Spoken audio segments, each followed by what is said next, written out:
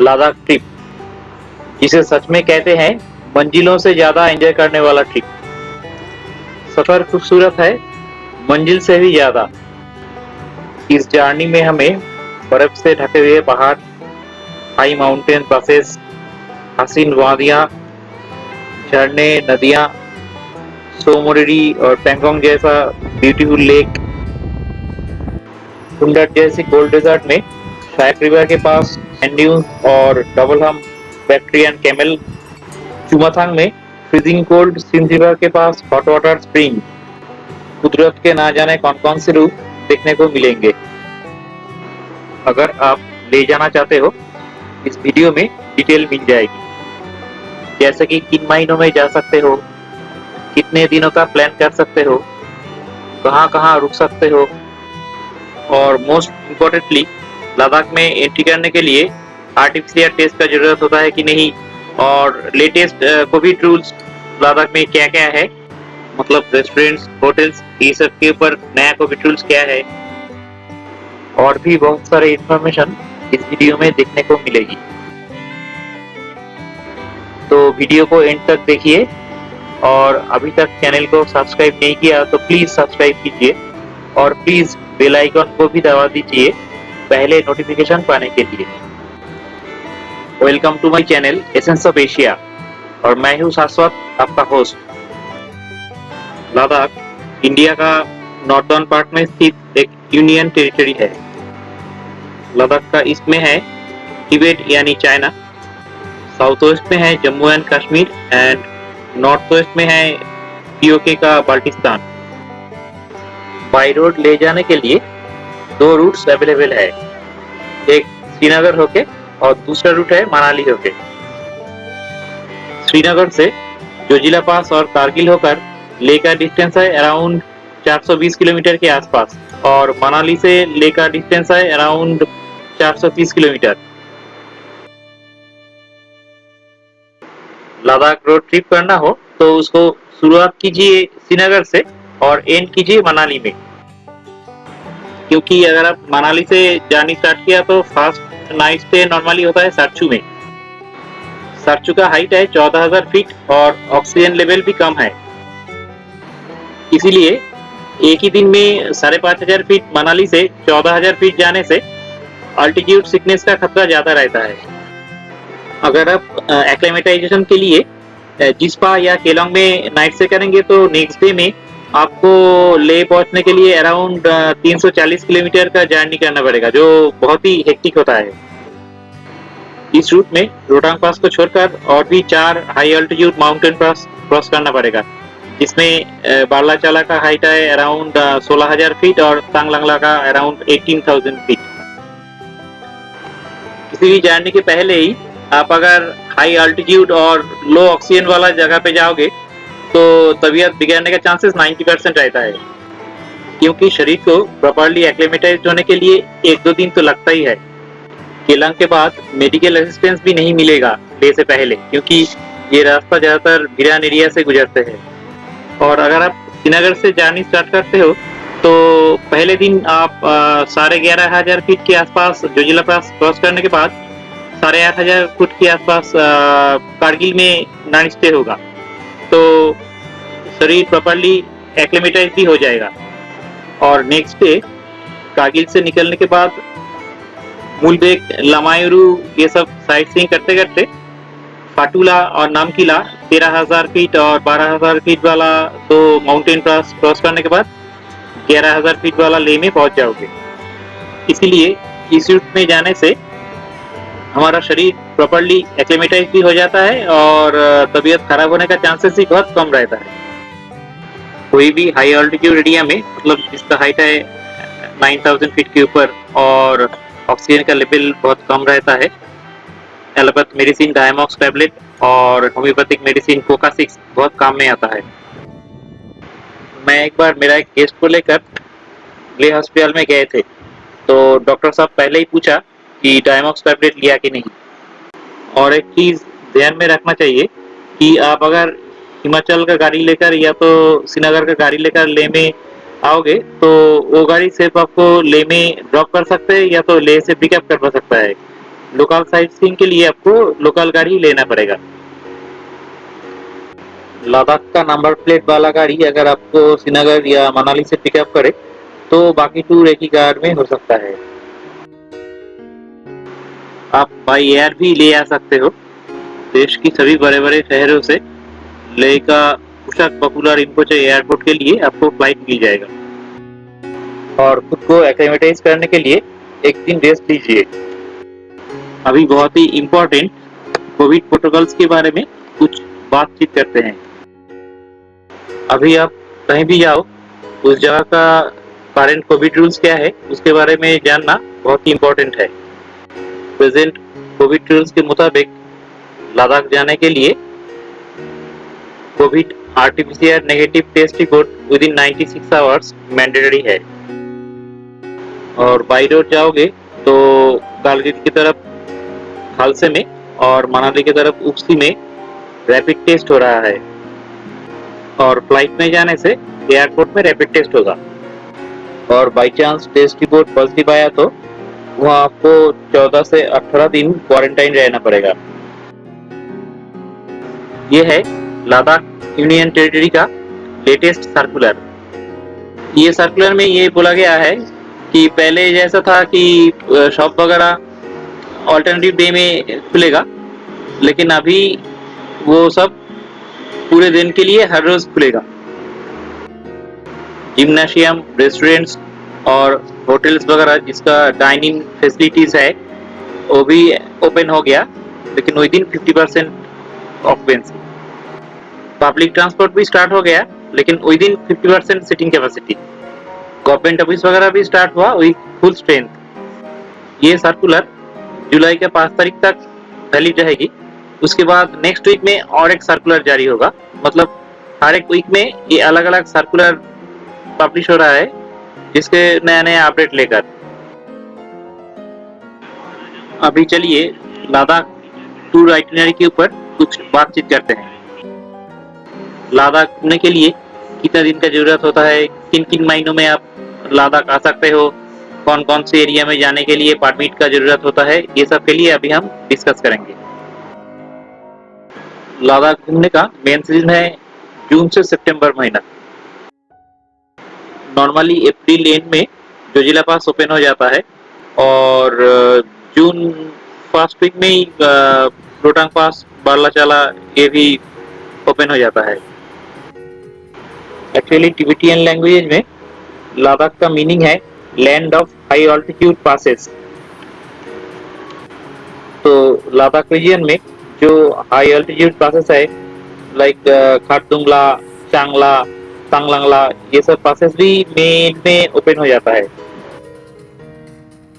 तो भाई ये पहले हम ऐसा एक टूर प्लान के ऊपर डिस्कस करेंगे जिसमें आप श्रीनगर से स्टार्ट करेंगे और मनाली में टूर का एंड होगा। उसमें लद्दाख का जो मेन एरिया है उसको आप कवर कर सकते हो।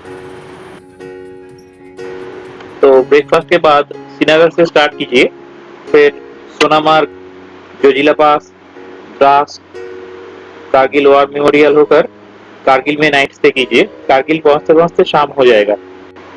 इस रूट में सोनामार्ग में तो बहुत सारे रेस्टोरेंट मिलेगा आपको, मतलब रोड साइड रेस्टोरेंट, और उसके बाद द्रास में आपको रेस्टोरेंट वगैरह मिलेगा थोड़ा बहुत। तो लेकिन क्या होता है कभी कभी जोजिला पास में बहुत जैम हो जाता है, इसलिए थोड़ा लेट भी हो सकता है।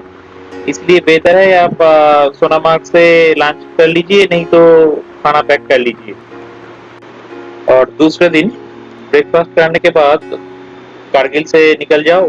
फिर पहले मूलबेग में मैत्रेयी बुद्ध स्टैचू, फिर लमायूरू में बुद्ध मोनास्ट्री,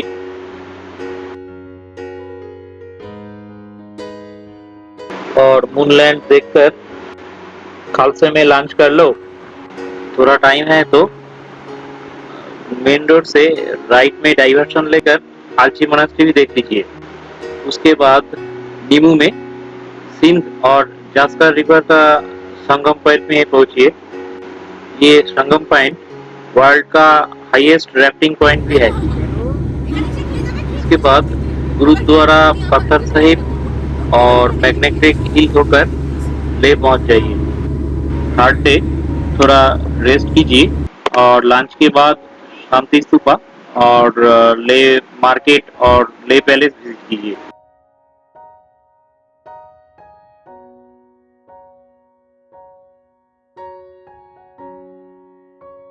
और फोर्थ डे ब्रेकफास्ट के बाद ले लोकल साइट सीइंग कीजिए।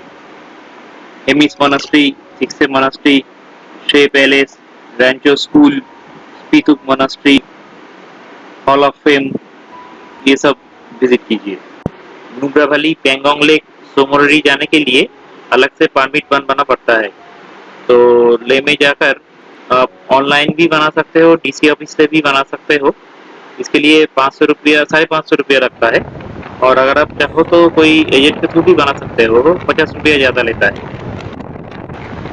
डे 5 में ब्रेकफास्ट करने के बाद हम खरदुंगला पास क्रॉस करके नुब्रा वैली जाएंगे।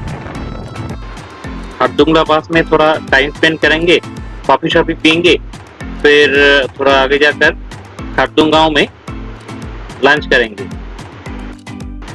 बिस्किट से पहले खालसार में भी आप लंच कर सकते हो, लेकिन खरदुंग गांव का नज़ारा ये कुछ अलग है, एकदम mind blowing. Biscuit monastery visit कीजिए और वहाँ का माइंड ब्लोइंग नज़ारा एंजॉय कीजिए। अभी हम जाएंगे हुंडार विलेज। शायक रिवर के पास वर्ल्ड फेमस सैंड ड्यून्स में कैमल सफारी करेंगे।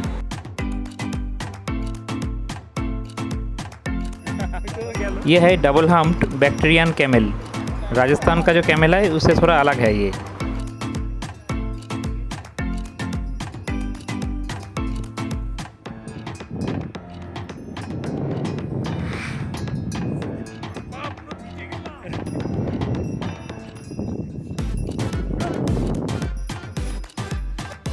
नुब्रा वैली में रहने के लिए हुंडार और डिस्किट में बहुत सारे ऑप्शंस अवेलेबल है।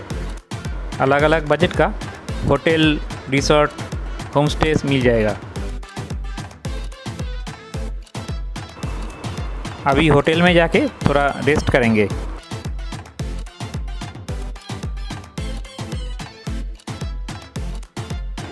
डे 6 ब्रेकफास्ट के बाद आज हम तुर्तुक विलेज जाएंगे।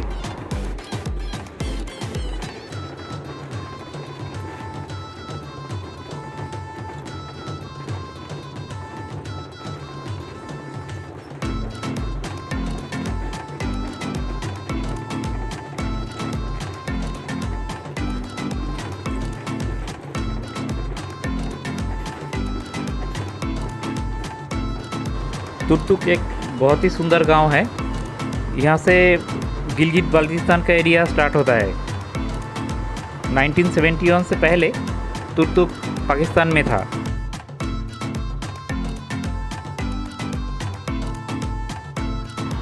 तुर्तुक में जाकर पहले आप किंग्स पैलेस विजिट कीजिए। ये बहुत ही छोटा है। ये पैलेस का ओनर बोलते हैं उसका दादा परदादा तुर्तुक का राजा था। और इसके अंदर एक बहुत ही छोटा म्यूज़ियम टाइप का है और ओनर आपको पुराने ज़माने का स्टोरी भी सुनाएगा।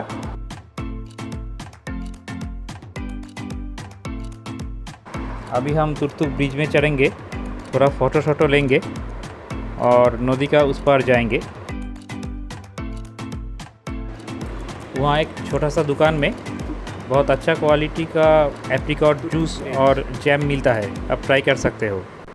फिर थोड़ा सा चढ़ाई चढ़ने के बाद एक माइंड ब्लोइंग वैली मिलेगा। वहाँ से और आधा या पौना किलोमीटर जाएंगे और वहाँ का famous natural cold storage visit करेंगे। बाद में आर्मी का परमिशन लेकर पाकिस्तान बॉर्डर विज़िट करेंगे। तुर्तुक में रहने के लिए होम स्टे अवेलेबल है। तुर्तुक में आप लंच भी कर सकते हो या तो नुब्रा से पैक लंच भी लेके आ सकते हो।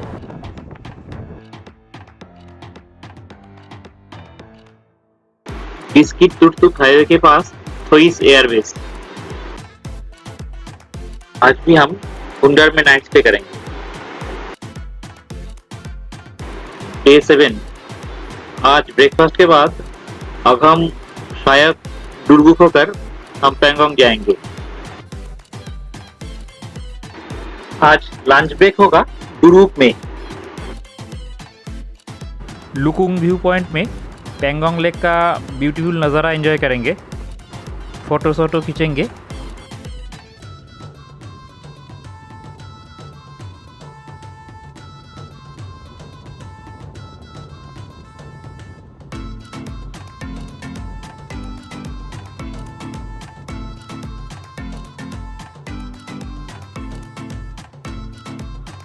लुकुंग में नाइट स्टे करने का ऑप्शन बहुत ही कम है, इसलिए हम आज स्पैगमिक विलेज में नाइट स्टे करेंगे।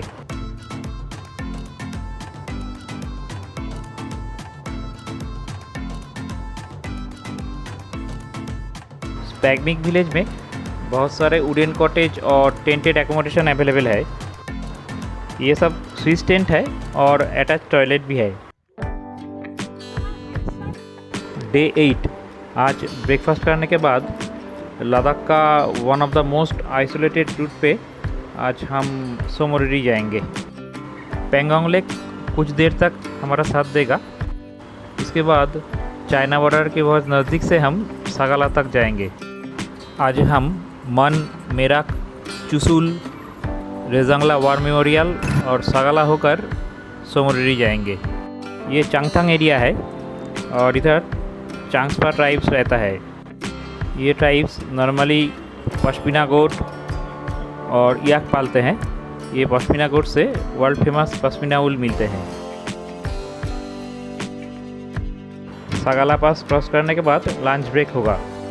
यहाँ खाने के लिए छोटा छोटा 2-1 रोड साइड ऑप्शंस अवेलेबल है। ये देखिए पहाड़ी के ऊपर कुछ आइबेक्स इधर उधर घूम रहा है।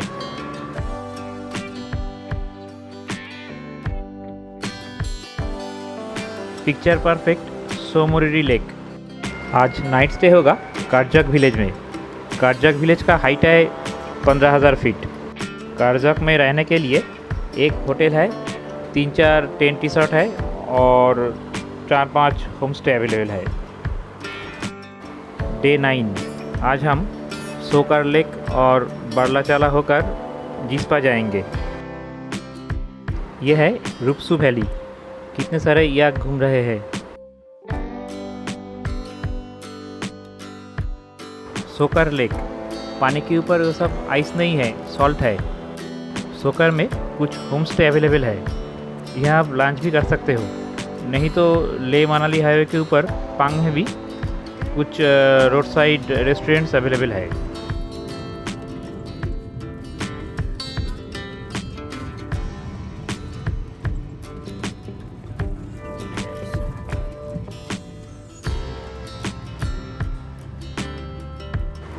बरलाचाला पास 21 जून 2019।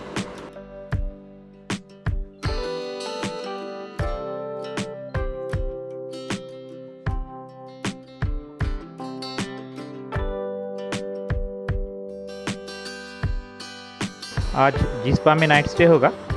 जिस्पा में नाइट स्टे करने के लिए बहुत सारे hotels, resorts, home stage available है। डे 10 आज हम मनाली जाएंगे। ये टोटल टूर है 1 नाइट मनाली और 1 नाइट श्रीनगर लेकर 11 नाइट 12 डेज़। इस टूर प्लान में अगर श्रीनगर से मनाली 5 या 6 आदमी एक साथ इनोवा या जाइलो में सफ़र करोगे और डिलक्स होटल में रहोगे तो अराउंड 35,000 से 40,000 के अंदर खर्चा आएगा। और बड़ा ग्रुप होने से और टेम्पो ट्रैवलर में सफ़र करने से 3-4 हज़ार खर्चा कम आएगा। एक्चुअली श्रीनगर और मनाली में बहुत सारे अलग अलग बजट का होटल मिल जाएगा। और कारगिल में एमएपी में डिलक्स होटल में मतलब ब्रेकफास्ट और डिनर लेकर पर हेड अराउंड 1600 से 1800 के अंदर मिलेगा। और बजट एकोमोडेशन या होम स्टे में आपको 1000 से लेकर 1200 या 1300 खर्चा आएगा पर हेड। ले में भी आपको बहुत सारे ऑप्शंस मिलेगा, जैसे कि लॉज या बजट कैटेगरी होटल में 1000 से लेकर स्टार्टिंग है एमएपी में, मतलब ब्रेकफास्ट और डिनर लेकर। और डिलक्स होटल में अराउंड 1500 या 1600 पर हेड MAP में आपको मिल जाएगा होटल। नुब्रा वैली में थोड़ा सा मतलब ले से 200-300 रुपया एक्स्ट्रा लगेगा, और पैंगोंग में भी सेम रेट है, और सोमोरिरी में 1700-1800 मिनिमम ऐसा खर्चा आएगा। और जिस्पा में बजट कैटेगरी स्टार्ट होता है 1000 से, और डिलक्स कैटेगरी ऐसा 1900-2000 ऐसा। ये जो टूर प्लान को लेकर आज हम डिस्कस किया, इसमें आपको लद्दाख रीजन का जो मेन एरिया है ये सब कवर हो जाएगा, लेकिन इसके अलावा और भी बहुत सारे टूर प्लान्स हो सकता है, मतलब बहुत अलग अलग तरीक़ों से आप लद्दाख घूम सकते हो। तो ये सब जानने के लिए हमारे साथ बने रहें। हमारा चैनल को अभी तक सब्सक्राइब नहीं किया तो प्लीज़ सब्सक्राइब कीजिए और बेल आइकन को प्रेस कीजिए। नया वीडियो के साथ बहुत जल्द मिलेंगे, तब तक के लिए गुड बाय। सुस्त रहें, खुश रहें।